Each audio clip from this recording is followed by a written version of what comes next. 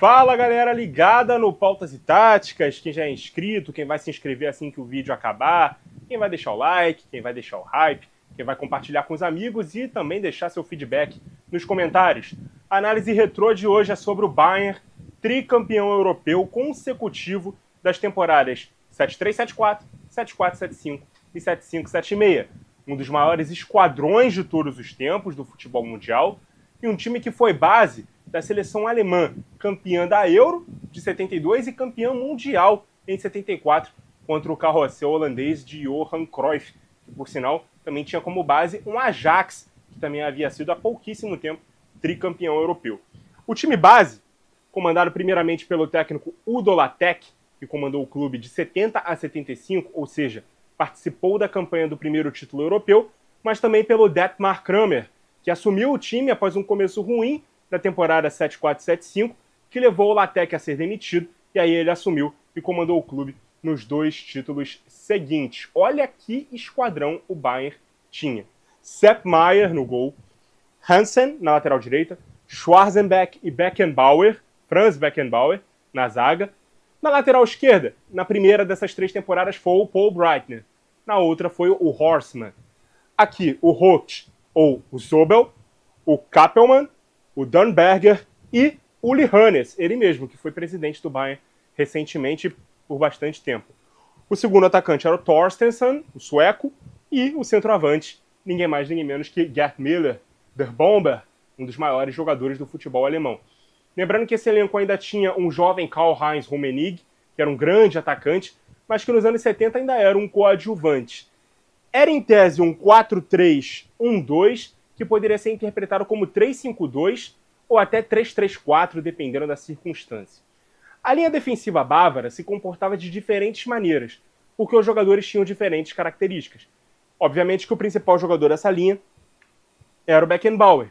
E quando o time ainda tinha o Paul Breitner, nossa, estou soluçando a beça, na lateral esquerda, era o próprio Breitner que tinha mais liberdade para apoiar. Com isso, o lateral direito ele ficava um pouco mais como um terceiro zagueiro, e o Beckenbauer atuava pelo lado direito da zaga, com o Schwarzenbeck pelo lado esquerdo, tá? Na quarta zaga, aqui na zaga pela esquerda.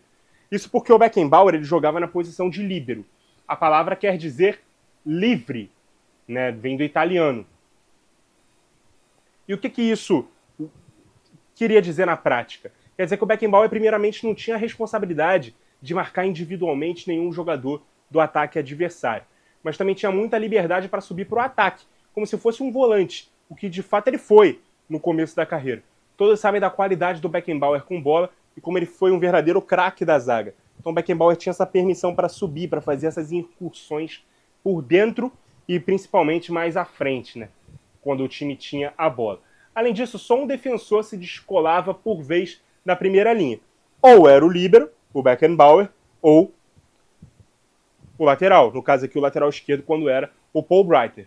Mas quando o Breitner deixa o time, o Horstmann é quem assume a lateral esquerda. Beleza? Só que aí quem passa a jogar mais preso do lado da defesa é justamente o lateral esquerdo.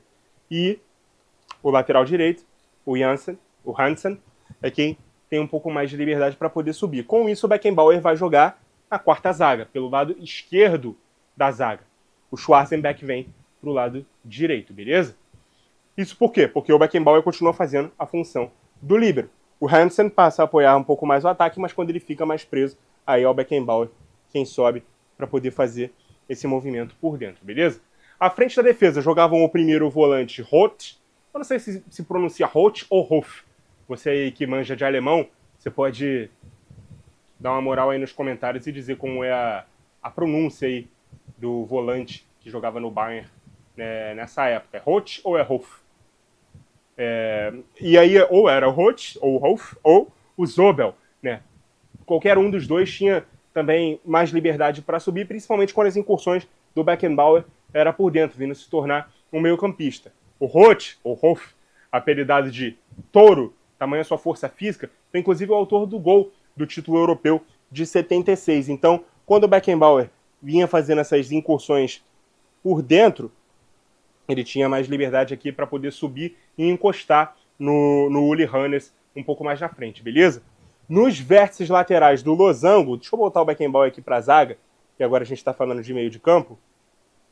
E aqui nos vértices laterais, né, estavam o Dunberger, que era mais ofensivo, apoiava mais o ataque, sendo, né, um volante, mesmo sendo um volante, e o Kappelmann, que era mais marcador e poderia jogar ainda como um zagueiro, se necessário. Então ele poderia fazer aqui meio que essa dupla e esse outro jogador atuar um pouco mais na frente, ajudando o losango a variar ali mais ou menos para um quadrado, beleza? Na frente aqui desses três volantes, o Uli Hoeneß, que era o camisa 10 do time, né? A galera mais jovem vai reconhecer o nome principalmente por se tratar de um dos presidentes mais icônicos do clube nos últimos anos. Ele que era um excelente camisa 10, com mais de 200 jogos e quase 900 gols, quase 90 gols pelo clube, né? Era um grande artilheiro, além de ótimo maestro com a bola nos pés, abastecia aqui o ataque e também pisava bastante na área e finalizava de fora dela. Ele era um camisa 10 clássico. O segundo atacante do time, deixa eu descer aqui um pouco aqui minhas anotações, para falar do segundo atacante do time, que era o Conny Thorstensson. Era ele que jogava ligeiramente aqui, mais pela esquerda.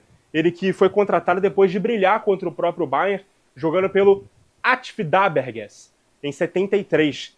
Ele que é sueco, né? Jogava mais à direita, não como um ponta, mas partindo de fora para dentro da área, estimulando as suas entradas em diagonal. Principalmente quando o Hansen apoiava bastante, na época que o Breitner foi embora, e aí o lateral esquerdo ficava mais preso, ele tinha bastante combinações aqui com o Hansen, fazia bem esses avanços aqui em diagonal em direção à área. E o grande centroavante do time, como eu disse, era o Gerd Müller.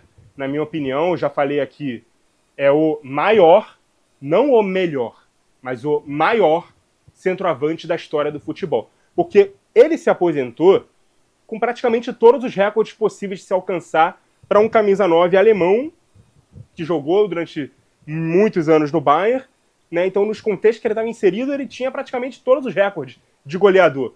Maior artilheiro da história do Bayern, com 447 gols em 453 jogos. Olha a média de gol, que absurda.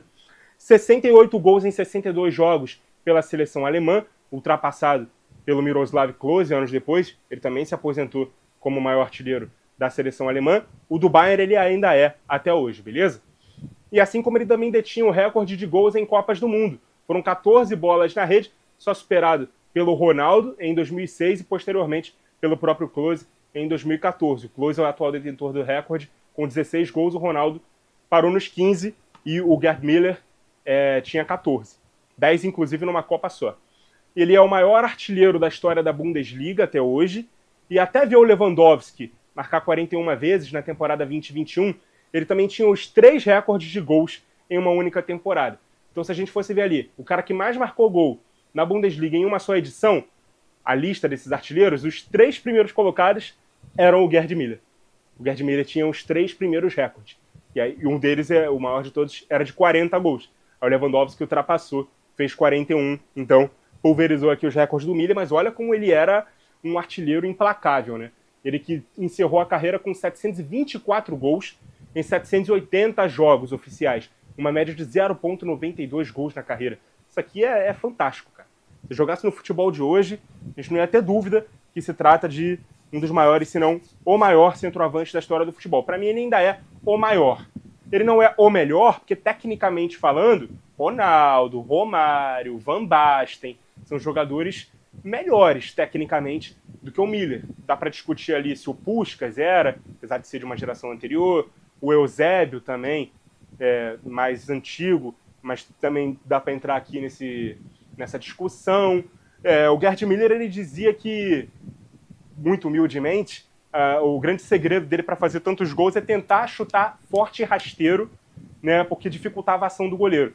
Quanto mais alto você chutava, mais o goleiro estava preparado para usar as mãos. E como o goleiro, teoricamente, era ruim com as pernas e era mais difícil para ele tentar parar os chutes rasteiros, era o que ele tentava fazer. Chutar forte e rasteiro para dificultar as ações do goleiro. O Bayern foi campeão europeu de 73 e 74 pela primeira vez com a seguinte campanha. Na primeira fase, 4-4 no agregado contra o Atvdaberg, né, da Suécia, aquele confronto em que o Thorstensson chamou a atenção do clube, que acabou, né, sendo contratado. Ambas as equipes venceram com seus mandos de campo respectivos, né? por 3-1. O Bayern venceu nos pênaltis por 4-3. Nas oitavas, o adversário foi o Dynamo Dresden, da Alemanha Oriental. Vitória no primeiro jogo por 4-3 e no segundo empate em 3-3. Olha que placar agregado, né? Ficou em 7-6. Nas quartas, 4-1 no CSKA Sofia, em casa, e derrota insuficiente para eliminá-lo por 2-1, jogando na Bulgária.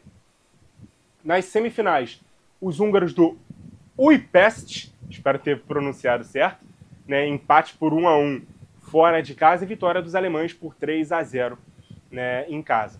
E na decisão em Bruxelas, diante do Atlético de Madrid, os dois clubes empataram em 1-1 na prorrogação e o regulamento da final não previa uma decisão por pênalti, era jogo único, e aí forçou um jogo extra 2 dias depois entre os dois times. E aí, na ocasião, o Bayern se sagrou campeão ao derrotar o Atlético por 4-0 e conquistar pela primeira vez a Copa dos Campeões Europeus. Uma curiosidade é que os bávaros se negaram a participar do campeonato intercontinental contra o campeão da Libertadores, né, o Independiente da Argentina.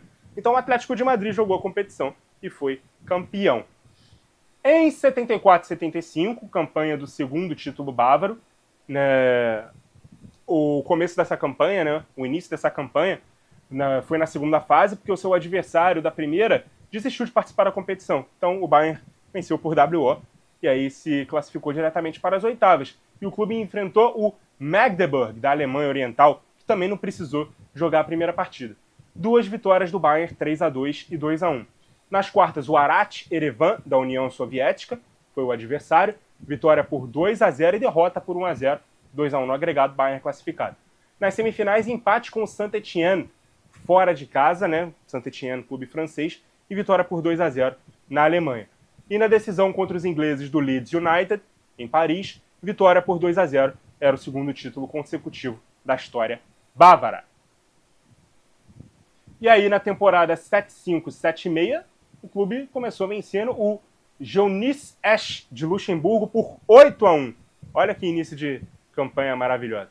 Nas oitavas, o adversário foi o Malmo, da Suécia, derrota por 1-0 no primeiro jogo e vitória por 2-0 em Munique. Nas quartas, 0-0 com o Benfica, no primeiro jogo em casa, e vitória acachapante por 5-1 em Portugal. Então o Bayern se classificando fora de casa aqui com um sacode, né, no Benfica, 5-1. Nas semifinais, 1-1 diante do Real Madrid na Espanha e 2-0 no jogo de volta. Sei que você estava pensando, né? Nas duas primeiras campanhas, adversários muito fáceis ali do Bayern, alguns clubes já extintos ou de países que nem existem mais. Aqui nessa aqui foi um pouquinho mais complicado, já enfrentando o Real Madrid na semifinal. E aí na grande decisão, vitória por 1-0 sobre o Saint-Étienne da França, jogo disputado em Glasgow, e para consagrar o tricampeonato desse time histórico, que foi base da seleção alemã campeã de 72 e do mundo de 74. Então esse clube fez história, foi o primeiro esquadrão que chamou a atenção do mundo, né, do Bayern, e foi logo com um tricampeonato, uma geração fantástica de jogadores alemães, e não por acaso, né, não à toa, eu considero, e eu acho que o mundo celebra essa equipe do Bayern como uma das maiores e melhores da história do futebol. Muito obrigado a você que acompanhou o vídeo até aqui. Continue ligado no Pautas e Táticas. E até a próxima!